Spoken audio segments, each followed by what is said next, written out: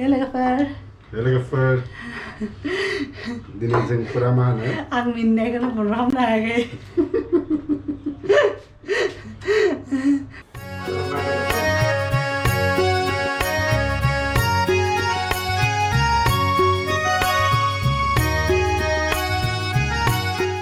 ओमफ्राय आसा खालामो नोंथांमोनहा गासैबो मोजाङैनो दङ जोंबो मोजाङैनो दङ ओंखायनो मिनिगासिनो ना गम मोनखादों माने मिनिनायनि खारना जाबाय बि आंखौ सोंदों दिनै बेदरखौ नों बानायगोन ना आं बानायगोन बिदि होननानै आरो ओमफ्राय आं होनदों नों बानायबाबो जायो आं बानायबाबो जायो बिदि होननानै आरो एखे खोथा बिदि होननानै आरो दा लोगोफोर दिनै नोंथांमोननि खाथियाव जोङो स्पेसियेलि मोनसे गोदान चिकेननि रेसिपि लानानै फैदों आरो जोंथ' सानफ्रोमबो बिदि माने डेलि भ्लग खालामबाय थायो नालाय ओंखायनो सानबाय दिनै माने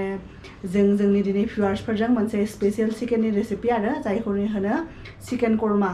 बे रेस्टुरेन्ट स्टाइलाव जे रेस्टुरेन्टाव जे बानायोना चिकेन करमा बे चिकेन कमानि रेसिपिखौ जोङो दिनै बानायनो सानदों आरो दा नोंथांमोना नायलांबाय थाबानो जाबाय आरो जोङो मा सिस्टेमाव जोङो बानायो आरो दायो जोङो माने चिकेन बेसेबां जागोन बे आधा किल' जागोन ने आधा किल'नि माहाय बागोन आधा किल'नि बानायनो चिकेन बिदि लादों जों 1 किल' चिकेन लाबोदोंमोन आरो 1 किल' चिकेन लाबोदोंमोन बेनिफ्राय एसे गोदना माबा माबिफोरखौ दोनबाय गोदना लिभार किडनि माबा माबिफोर दङमोन ना बेखौ दोनबाय ओमफ्राय मोजां पिसफोरखौ लादों आरो जोङो आधा किल'नि माहाय बारगोन आरो दा बेयाव जोङो मा खालामगोन बेखौ मेरिनेट खालामनोसै आरो फार्स्टआव 10-15 मिनिटनि थाखाय मेरिनेट खालामगोन बे मेरिनेट खालामनो थाखाय जों बेयाव संख्रि होगोन पुरा नांनायखिनि खनसेयावनो होबाय आरो संख्रि होबाय बेनिफ्राय बेयाव होगोन हालदै पाउडार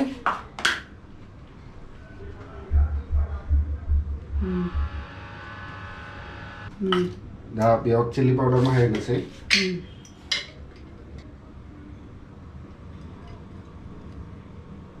दा बेयाव होनोसै दुन्दियानि पाउडार आरो बेयाव दङ जोंना जिंजार गार्लिकनि पेस्ट खनसेयावनो सब मस्लाफोरखौ बिदि होना लागोन आरो मेरिनेट खालामनायाव आरो मा होनो गाइखेर दाखा दङ ना गाइखेर दाखा सामसनै होगोन आरो बेयाव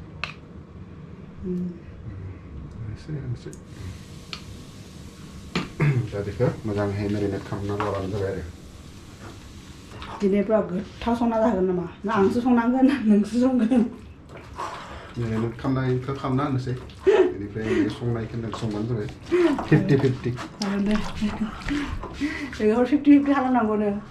दिनै बे मेरिनेट खालामगासिनो दा आं बानायनायखौ आं बानायसिगोन आरो नोंथांमोना नायलांबाय थाबानो जाबाय आरो फुल भिडिअखौ जोबजासिम अब्लाबो मोनगोन आरो माबायदि बेनि टेक्सचारा बेनि कालारा आरो बेनि टेस्टआ माबायदि जायो अब्ला जोबजासिम नायबासो मोनगोन ना नङाबा ससे नायबासो पात्ता मोननाय नङा ना बिदि जाबाय मेरिनेट खालामबाय मोजाङै मस्लाफोरजों मारिना लाबाय आरो बेखौ दा फ्रिजाव बेखौ 1 घन्टानि थाखाय दोननोसै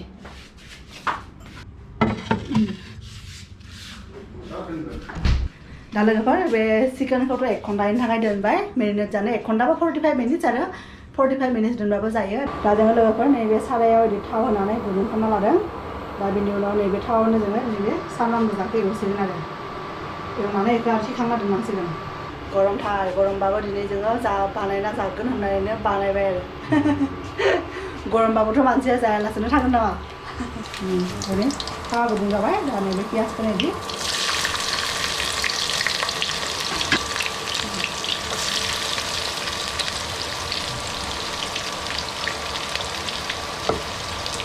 बे सामब्राम गोजाया जेब्लासिम एसे ब्राउन कालारनि जाया आरो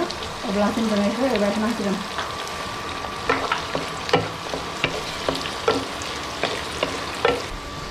बिराद आलौदों लोगोफोर मेगनाव जि हमदों बिदि एवबाय थानांगोन आरो बेखौ गोजा जानायसिम दा लोगोफोर जोङो नैबे मस्लाफोरखौ जिरा ओमफ्राय नैबे इलायचि ओमफ्राय नैबे ब्लेक पेपार ओमफ्राय नैबे दालचिनि बेखौ जोङो ग्राइन्ड खालामना लानोसै आरो बिदि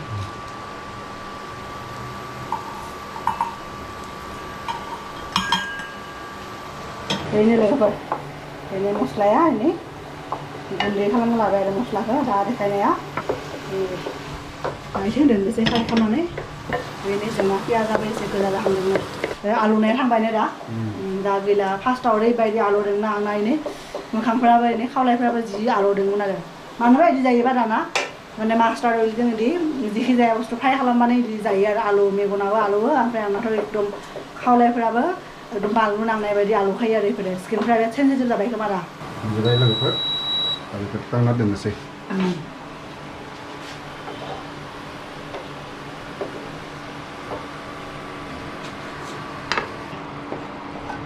बेखिनिखौ नालाय एफा खम नुबाय जागोन जेबो नङा बेदराबो 1 किल'बासो बारा नांगौमोन 1 किल' लायाखैना खम आरो थान्दा जानो हागोन दानो बेखौ माने पेस्ट बानाया दा जुदि बेखौ पेस्ट बानायबाथाय बिनि माने कालारा एसे डार्क जायो आरो डार्क टाइपनि एसे गोसोम गोसोम जायो ओंखायनो जों नैबे सामब्राम गोजाखौ एसे थान्दा जानो होगोन आरो जेब्लानाखि थान्दा जागोन ना अब्लासो जोङो बिनि पेस्ट बानायगोन आरो अब्ला कालारा डार्क जायो आरो दा बेखौ साइड खालामना दोननोसै लोगोफोर नैबे जों चिकेनखौ मेरिनेट खालामदोंमोन ना 40 मिनिट जोङो मेरिनेट खालामबाय दा जोङो बेखौ बानायनोसै आरो दा जों दहाय जायैनो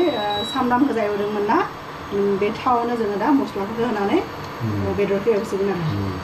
बेयाव जोङो तेजपात बिलाइ दालचिनि बेनिफ्राय इलाइचि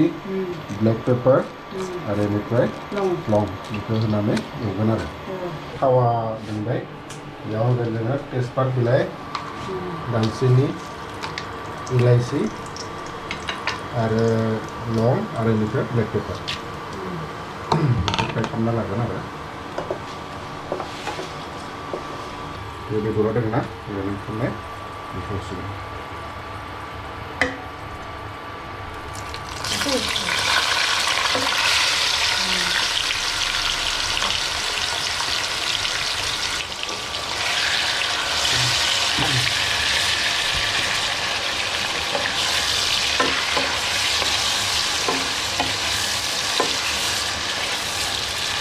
आंबो एसे दांना होनि नङाबा बिसो संगोन होनगोन ना अब्ला आं जुदि दांना होबाथाय आंबो संदों होनना बुंनो हागोन ना आं जुदि दांना होआबाथाय आरो बि बुंनो हागोन ना आंसो संनायमोन ओरैनो मा होनो बे जानाय मैगङाव संख्रि होनानै बुङोना बेनो भाजा होनोना हौवा आनजादनि मुंलिया दोनोना भाजानि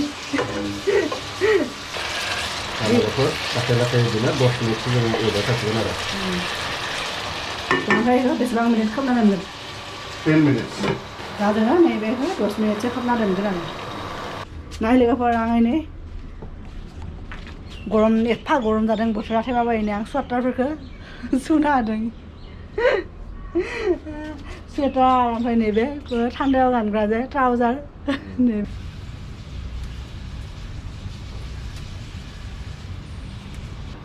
लोगोफोर ओरैनो पुदिनाबो खाबाय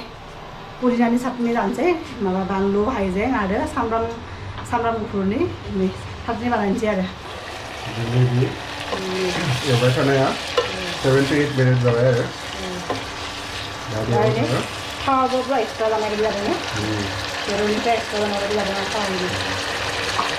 दा बेयाव होनोसै बे नारेंखल पाउडार ड्राई कक'नाट पाउडार आरो बेयो आरो होगोन बे गाइखेर दाखा आद्रा थानायखिनिखौ होगोन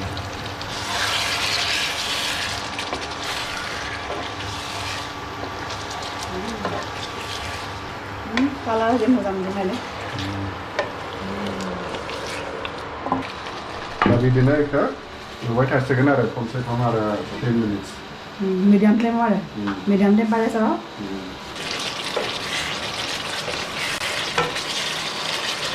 ओरैनो लोगोफोर जि मोजां मोदोमदोंना आयु आयु जि ओरैबायदि गोथाव मोदोमदोंना पुरा रिफ्रेश ग्राइन्डिं जादों आरो दा नैबे ग्राइन्डिं जाराव बे गिदिरावनो लाबाय आरो बे फिसायाव माने पुदिना साटनि बानायबाय नालाय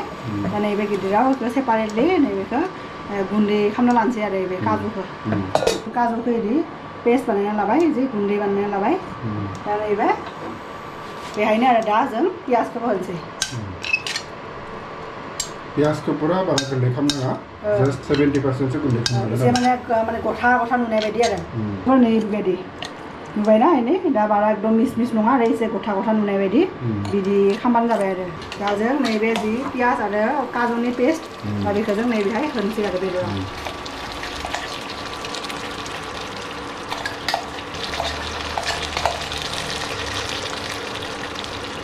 दा बेखौ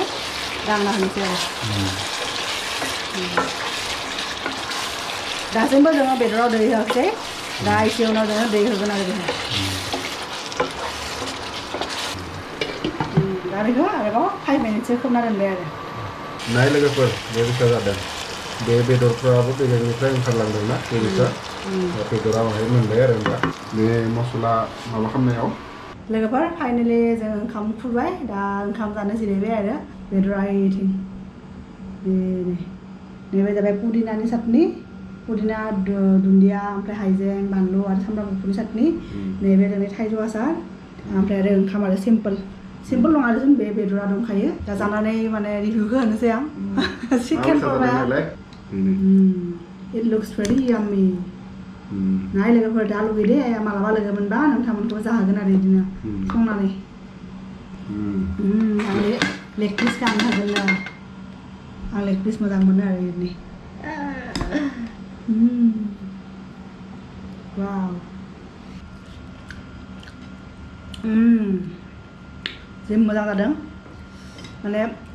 गुबुन टाइपनि टेस्ट आरो बेहाय पुरा नारेंखलनि पाउडारबो होदोंना बे नारेंखलनि पाउडारनि टेस्ट जिबायदि जों रेस्टुरेन्टाव जायो माने चिकेन कर्मा बेबायदिनो जादों आरो बे रेसिपिखौ मोजां मोनदोंबा आरो मालाबा न'आव ट्राइ खालामबानो जाबाय लोगोफोर आरो खोन्थाबानो जाबाय आरो माबायदि मोनदों आखिर बनाया किसने है आखिर हस्बैंड किसका है जाना नायनि सारा लोगो मोनो माबायसा आंथ' मोजांनो मोनदों चिकेन कर्मा रेसिपिनि जा भिडिअखौ जोबजासिम नायनायनि थाखाय गोजोननाय थाबाय रोजा रोजा साबायखर नोंथांमोनखौ दा लोगोफोर आरो रायलायबाय थाला ओंखामा गुसु जागोन एफा टेस्टियैनो बेदर संदों जानोसै आरो बेखौ नोंथांमोनखौ लोगो मोनगोन जोंनि नेक्स्ट भिडिअआव दे लोगोफोर बाय बाय बाय बाय